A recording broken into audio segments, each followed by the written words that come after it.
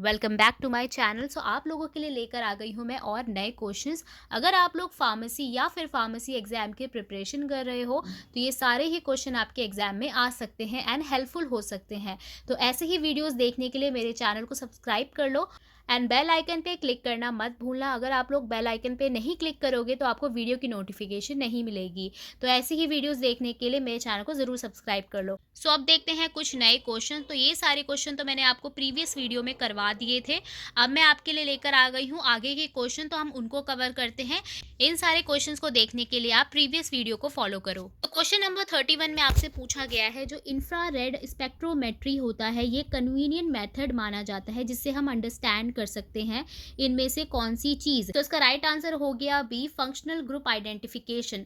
IR spectrometry is useful for understanding of functional group identification. So जो IR spectrometry होता है ये commonly use किया जाता है for the identification of the functional group in organic compound. So आपको मेरे चैनल पर जितने भी लेक्चर वीडियोस मिलेंगे उसमें मैंने आपको क्वेश्चंस के साथ साथ इनकी एक्सप्लेनेशन भी करवाई है। तो एक्सप्लेनेशन करने से आप लोगों को हेल्प मिलती है कि आप लोगों को सारी चीज़ों का पता चल जाता है एंड नेक्स्ट टाइम अगर आपसे ऐसा ही क्वेश्चन पूछा जाएगा तो आप एग्जैक्ट आंसर कर पाओगे। तो अब मूव ऑन करते हैं क्वेश्चन नंबर 32 पे। नंबर 32 में आपसे पूछा गया है, जो ऑक्सीडेटिव फॉस्फोरिलेशन होता है इज द जनरेशन ऑफ।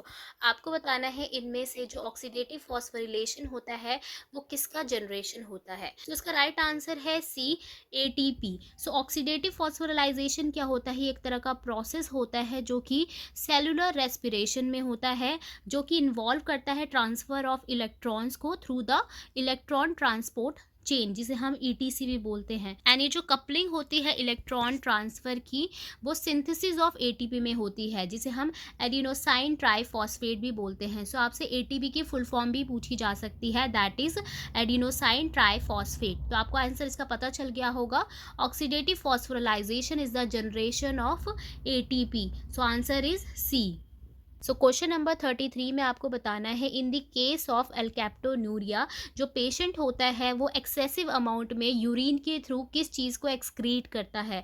सो यहाँ जितने भी आप ऑप्शन देख रहे हो आपको बताना है यूरिन के अंदर सबसे ज़्यादा जो मात्रा होती है इनमें से किसकी होती है इन द केस ऑफ एल्केप्टोन्यूरिया। तो इसका राइट आंसर है सी, होमोजेनेटिसिक एसिड। तो यहाँ पे थोड़ा सा गलत हो गया है, इसको आप सी कर लेना। तो इसका राइट आंसर है सी, होमोजेनेटिसिक एसिड। सो जो एल्केप्टोन्यूरिया होता है ये एक रेयर जेनेटिक डिसऑर्डर होता है एंड ये किसकी वजह से कॉज होता है, ये एक डेफिशिएंसी की वजह से कॉज होता है। एक तरह का एंजाइम होता है होमोजेनेटेस 1,2 डाईऑक्सीजनेस, इसकी कमी की वजह से ये एल्केप्टोन्यूरिया एक रेयर जेनेटिक डिसऑर्डर हो जाता है। तो अगर आप लोगों को वीडियो अच्छी लग रही हो तो वीडियो को लाइक कर देना और चैनल को सब्सक्राइब कर देना, इससे मुझे बहुत ज़्यादा ही मोटिवेशन मिलती है और ऐसी वीडियोस को बनाने में बहुत ज़्यादा ही मेहनत लगती है, तो एक लाइक तो बनता है।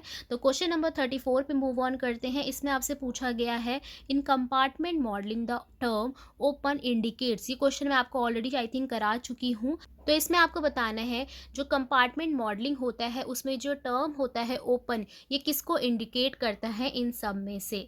सो इसका राइट आंसर है ए, जो कंपार्टमेंट मॉडलिंग होता है उसके अंदर जो टर्म होता है ओपन वो इंडिकेट करता है अनडायरेक्शनल इनपुट को एंड आउटपुट को। आपको बताना है which of the following is classified as polysaccharide. आपको बताना है इनमें से कौन सा जो है पॉलीसैकेराइड है। तो इसका राइट आंसर है बी, जो स्टार्च होता है वो एक पॉलीसैकेराइड है। पॉलीसैकेराइड क्या होते हैं, पॉलीसैकेराइड्स एक लार्ज कार्बोहाइड्रेट्स होते हैं जो कि कंपोस्ट कैसे होते हैं, मल्टीपल मोनोसैकेराइड यूनिट्स जब लिंक्ड टुगेदर करती है तब पॉलीसैकेराइड जो है बनते हैं। तो इसका राइट आंसर हो गया बी, स्टार्च। क्वेश्चन नंबर 36 में आपसे पूछा गया है, जो पीएच होता है बफर सिस्टम का can be calculated by using. So इसका राइट आंसर है सी, जो हेंडरसन हैसेलबैक इक्वेशन होती है उससे हम पीएच जो होता है बफर सिस्टम का उसको कैलकुलेट कर सकते हैं। सो क्वेश्चन नंबर 37 में आपको बताना है, जो डेंड्राइट होता है वो इनमें से किसका पार्ट होता है। आई थिंक ये बहुत ही ईजी क्वेश्चन है। सो इसका राइट आंसर है ए, नर्व सेल। तो आई थिंक ये क्वेश्चन सबको आता ही होगा, बहुत ही इजी क्वेश्चन है। सो जो डेंड्राइट है वो किसका पार्ट है, नर्व सेल का। सो न्यूरॉन्स के अंदर स्पेशलाइज्ड एक्सटेंशंस होते हैं जिसे हम डेंड्राइट्स बोलते हैं और इसका काम क्या होता है, ये रिसीव करता है सिग्नल्स को एंड ये जो सिग्नल्स होते हैं ये किस फॉर्म में आते हैं, न्यूरोट्रांसमीटर के फॉर्म में आते हैं अदर न्यूरॉन्स के थ्रू। और ये क्या कन्वे करते हैं, ये सिग्नल्स कन्वे करते हैं टुवर्ड्स द सेल बॉडी। ये जितनी भी सारी चीज़ें होती हैं ये सेल बॉडी को सिग्नल्स पहुंचाती है। सो आप लोगों को समझ आ गया होगा कि डेंड्राइट क्या होता है एंड ये किसका पार्ट होता है। तो ये नर्व सेल का पार्ट होता है। नर्व सेल में जो है एक्सटेंशन होते हैं जिसे हम डेंड्राइट्स बोलते हैं। नेक्स्ट क्वेश्चन है आपका क्वेश्चन नंबर 38। इसमें आपको बताना है एक्टिव कॉन्स्टिट्यूएंट्स ऑफ पैरासिटामोल।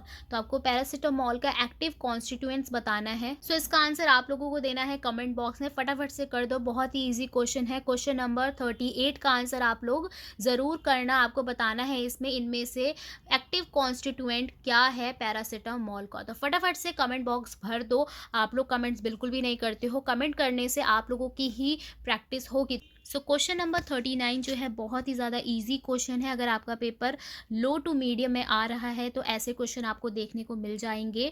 तो इस क्वेश्चन में आपको बताना है इनमें से किस में जो है बंडल ऑफ हिज प्रेजेंट होता है। सो इसका राइट आंसर है ए, हार्ट में जो है बंडल ऑफ हिज प्रेजेंट होता है and it is also known as atrioventricular bundle.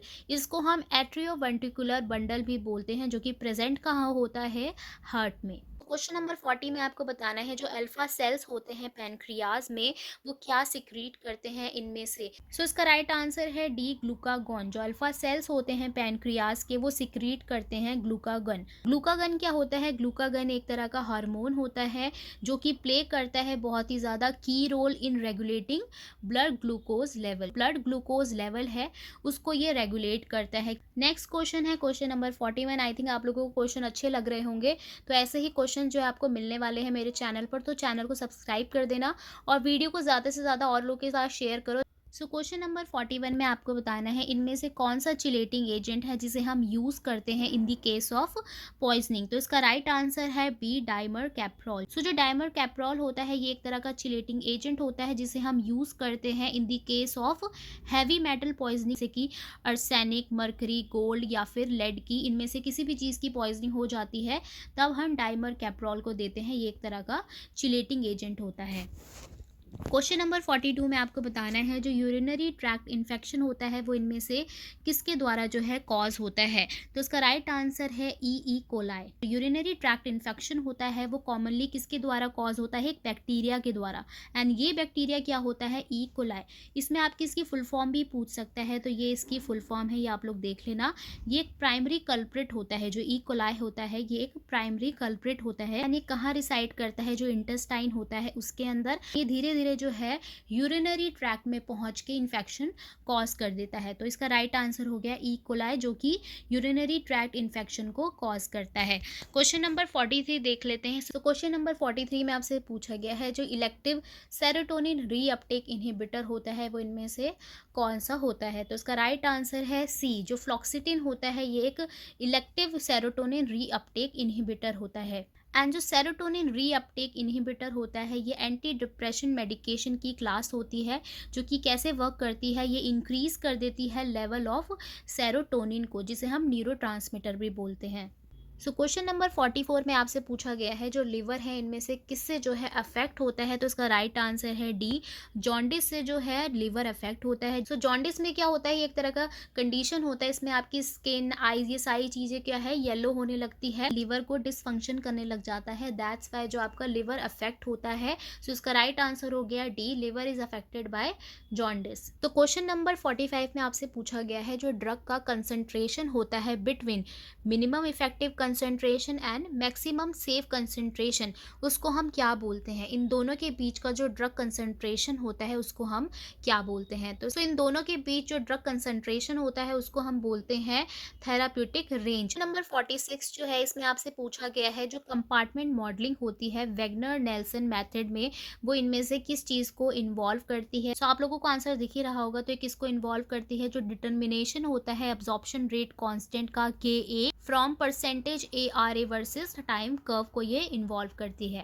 Question number 47 में आपको बताना है जो सेंटर होता है फॉर टेम्परेचर रेगुलेशन का वो किस में प्रेजेंट होता है। सो उसका राइट आंसर है बी, हाइपोथैलेमस। जो हाइपोथैलेमस होता है वो हमारे ब्रेन के अंदर लोकेट करता है और इसी का मेन रोल होता है जिससे वो रेगुलेट करता है बॉडी के टेम्परेचर को। सो क्वेश्चन नंबर 48 में आपसे पूछा गया है अनसैचुरेटेड फैटी एसिड इनमें से कौन सा है। तो ये जो क्वेश्चन है अमीनो एसिड के ऊपर से आया हुआ है। ऐसे और भी क्वेश्चंस आपसे पूछ लेते हैं जिसमें आपको सैचुरेटेड फैटी एसिड बताना होता है। इसके ऊपर प्रॉपर वीडियो है, उसको जाकर जल्दी से देख लेना इस वीडियो को ख़त्म होते ही। ऐसे क्वेश्चन आपके पेपर में ज़रूर आ जाते हैं अमीनो एसिड के ऊपर से।